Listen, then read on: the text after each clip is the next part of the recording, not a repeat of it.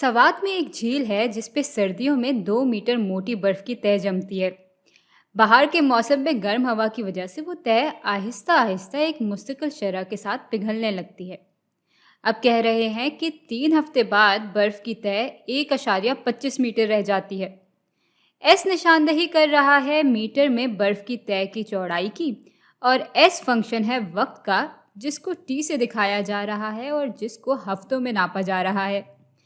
इस फंक्शन को फॉर्मूला की मदद से दिखाएं। अच्छा, तो जब वक्त सिफर था तो हमें मालूम है कि एस यानी बर्फ की तह 2 मीटर चौड़ी थी, और उसके बाद हमें बताया जा रहा है कि 3 हफ्ते गुजरने के बाद बर्फ की तह 1,25 मीटर चौड़ी रह जाती है, यानी एस ऑफ 3 बराबर है 1,25 के। और इसी बात के बारे में हम यूं भी सोच सकते हैं कि अच्छा, इसके लिए ना हमें खाने बनाने होंगे। तो यहाँ आ गया हमारा टी और यहाँ पे आ गया हमारा एस। तो जब टी सिफर है तो एस बराबर है 2 के। जब टी 3 हो जाता है तो एस बराबर हो जाता है 1,25 के। यानी जब टी में 3 अदद की तब्दीली आती है या 3 हफ्तों की तब्दीली आती है तो उसकी वजह से एस में -0.75 की तब्दीली आई। तो यहाँ तब्दीली की शरह या रेट ऑफ चेंज क्या होगा? भाई, रेट ऑफ चेंज असल में तो बराबर है एस में तब्दीली बटा टी में तब्दीली के, और चूंकि तब्दीली की शरह मुस्तकिल है इसलिए सिफर से तीसरे हफ्ते में जो रेट ऑफ चेंज आएगा वही पहले से दूसरे हफ्ते के दरमियान भी होगा, वगैरह वगैरह। तो टी में तब्दीली की वजह से एस में तब्दीली बराबर होगी -0.75 बटा 3 के, और इसको हल करेंगे तो रेट ऑफ चेंज बराबर हो जाएगा -0.25 मीटर फी हफ्ते के। अब इस मालूमात के ज़रिए हम इस फंक्शन के लिए फॉर्मूला कैसे बना सकते हैं?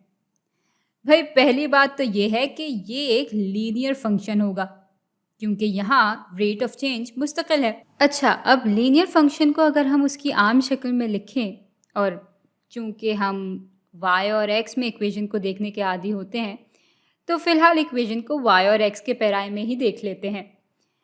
हाँ, तो लीनियर फंक्शन कुछ इस तरह की दिखती है कि उसमें y बराबर होता है m ज़रब x जमा c के।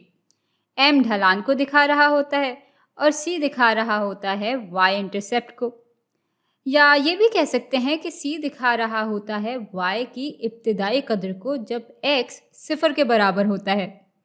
और इस इक्वेशन में x हमारा इंडिपेंडेंट वेरिएबल होता है, यानी ये वेरिएबल किसी पे इन्हिसार नहीं कर रहा होता, जबकि y हमारा डिपेंडेंट वेरिएबल होता है, यानी ये हमारे x की कदर पे पूरी तरह से इन्हिसार कर रहा होता है। भाई, अगर x बदलता है तो y उसकी वजह से फ़ौरन तब्दील हो जाता है। चलें, ये बातें तो समझ में आ गई, लेकिन हमारे सवाल में y और x तो नहीं है बल्कि s और t है। तो अगर s को हम t के फंक्शन की सूरत में देखना चाहें तो हम कहेंगे कि s ऑफ t बराबर है m यानी ढलान या रेट ऑफ चेंज या तब्दीली की शरह ज़रब t जमा c यानी s की इब्तिदाई कदर के। तो c किसके बराबर होगा? अब बिल्कुल शुरू में जब वक्त सिफर है तब s बराबर है 2 के, और इसलिए s की इब्तिदाई कदर 2 है, और यूं c बराबर हो जाता है 2 के। और m क्या है?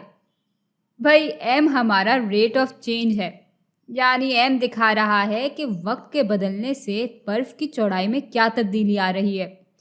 और ये तो हमने पहले ही मालूम कर लिया था कि भाई m बराबर है -0.25 के। और अब हम आराम से इस फंक्शन के लिए फॉर्मूला लिख सकते हैं।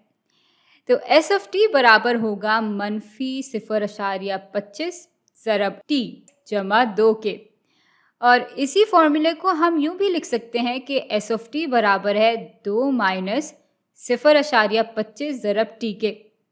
और इससे ना हमें सूरत हाल थोड़ी बेहतर समझ में आती है कि बर्फ़ की चौड़ाई पहले 2 मीटर थी और उसके बाद बर्फ़ की चौड़ाई हर हफ्ते 0.25 मीटर कम होती जाती है।